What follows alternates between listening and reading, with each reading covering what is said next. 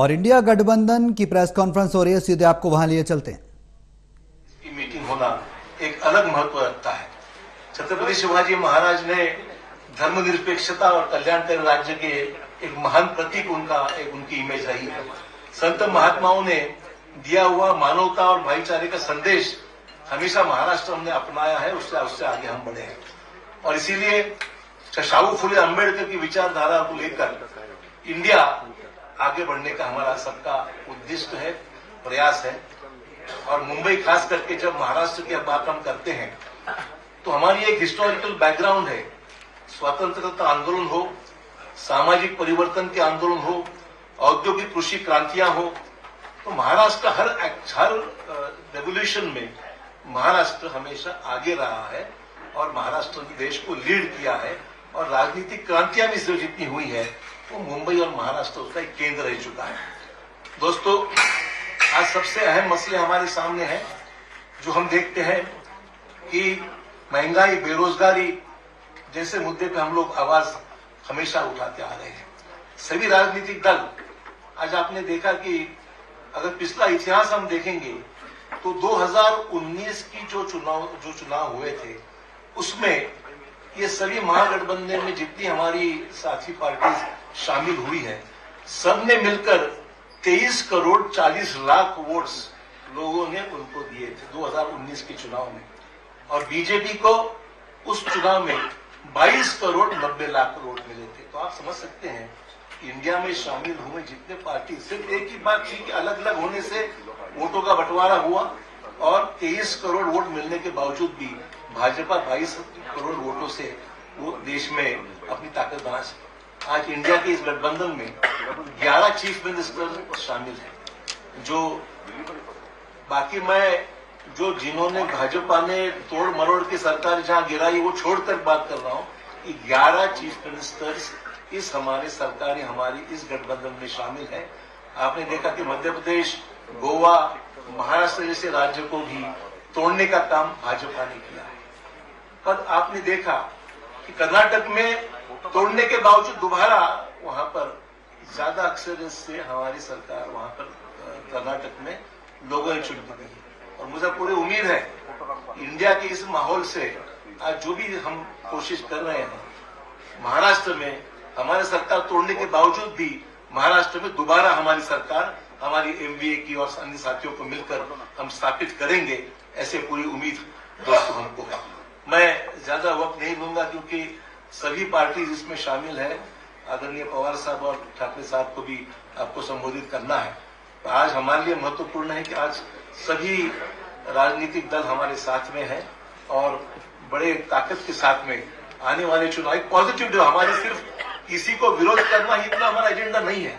Developmental alliance हम समय कहूंगा, इसमें डेवलपमेंट का एजेंडा है, कुछ पॉजिटिव काम करने का एजेंडा है और साथ ही साथ देश के जो फैसिस्ट फोर्सेस है उनको रोकने की चुनौती हमने स्वीकार कर ली। इसलिए एक छत्र में सब यहां पर इकट्ठा हुए। धन्यवाद।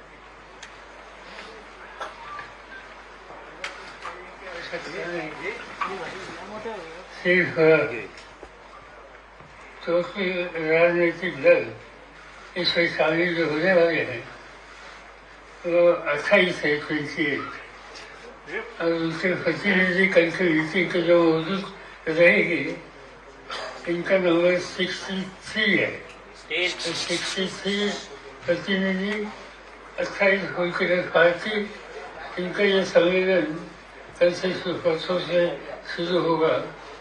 और जिस तरह से कई राज्यों से लोगों का जो इसमें इंटरेस्ट के बारे में हम सुनते हैं, इससे मुझे पूरा विश्वास है कि एक अल्टरनेटिव फोरम देश में तैयार हो जाएगा कि जो देश में परिवर्तन करना है ये परिवर्तन के लिए मजबूत होगा।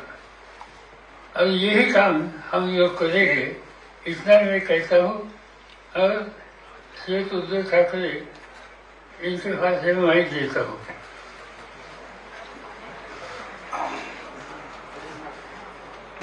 आदरणीय पवार साहेब, व्यासपीठावर माझ्यासोबत बसलेले सर्वच माझे मान्यवर सहकारी आणि पत्रकार आणि तिन्ही पक्षाच्या पदाधिकारी बांधवांवर भगिनी, मराठी आणि हिंदी दोन्ही भाषांमध्ये बोलणार आहे.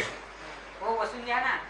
जसं अशोकरावांनी रक्षाबंधनाच्या शुभेच्छा दिलेल्याच आहेत, त्याचप्रमाणे मी सुद्धा सर्वांना, देशातील सर्व माझ्या मातांना आणि भगिनींना रक्षाबंधनाच्या शुभेच्छा देतो.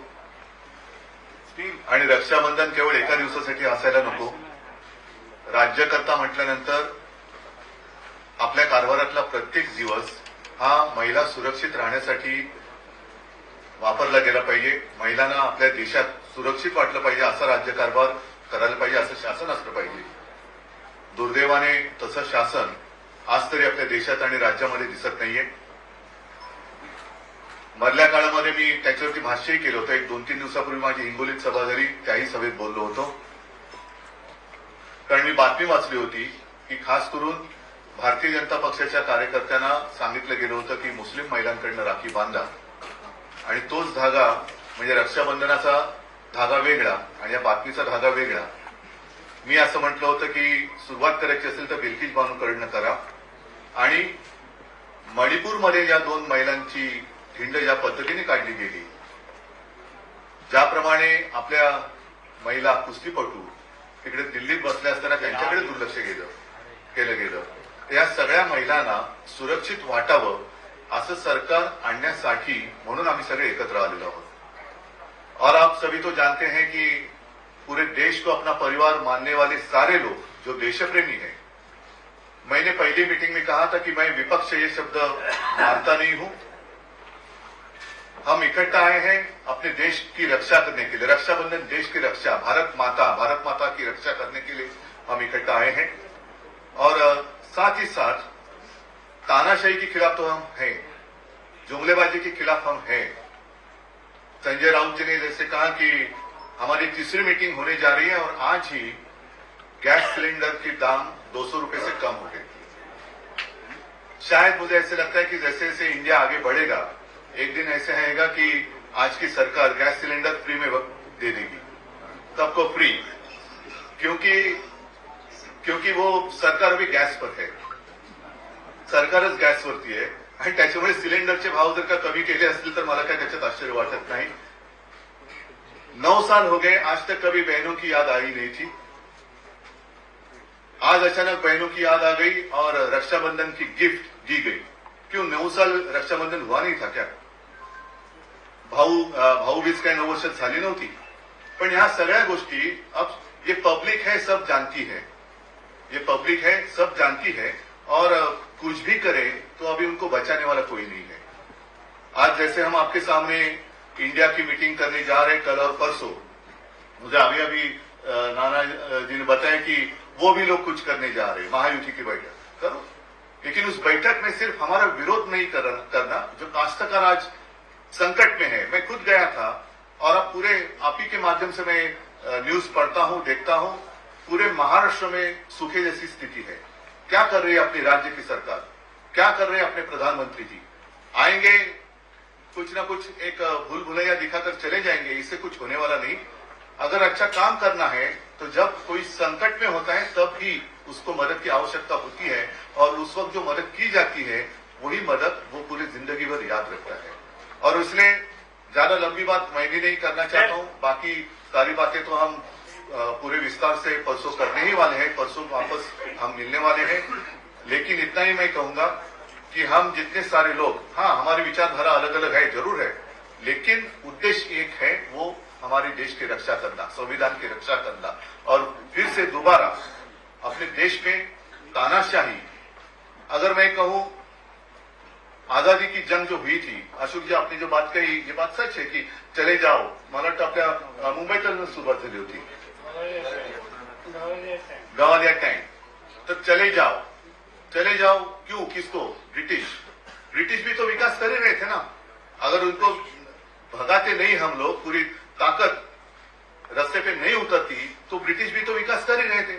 हमें विकास भी चाहिए, लेकिन विकास के साथ साथ हमें आजादी भी चाहिए. और विकास से भी ज्यादा ऊंची हमारी आजादी है, उसकी रक्षा करने के लिए हम सारे इकट्ठा आए हैं. और विचारधारा अलग अलग होगी, लेकिन उद्देश्य एक है और इसी को तो हम लोकतंत्र मानते हैं, प्रजातंत्र मानते हैं, लोकशाही मानते हैं.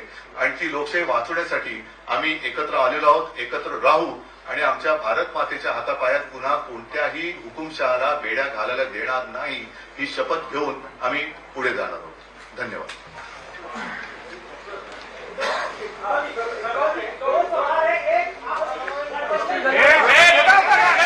शांत रहा, प्लीज सायलेन्स. एकच मिनिट, तुम्ही फक्त कोणाला प्रश्न विचारणार तेच सांगून करा. अरे फ्लैश थोड़ा ना यार.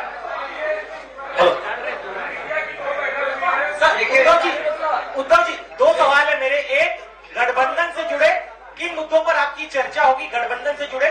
दूसरा, सारी बातें अभी कहो तो फिर कल की मीटिंग की आवश्यकता क्या है? संयोजक कौन होंगे उसको लेकर क्लैरिटी, क्या उस पर फैसला हो जाएगा इस बैठक में? संयोजक कौन होंगे?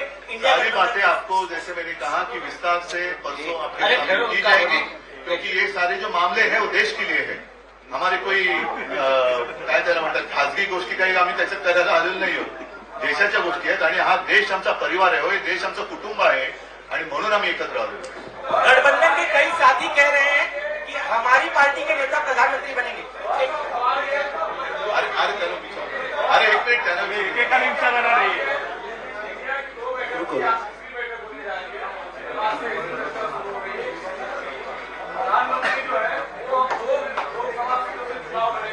क्या आप दोनों बनारस में या जहां से वो दूसरी सीट से चुनाव लड़ेंगे संयुक्त सभा करेंगे? अरे चुनाव तो अभी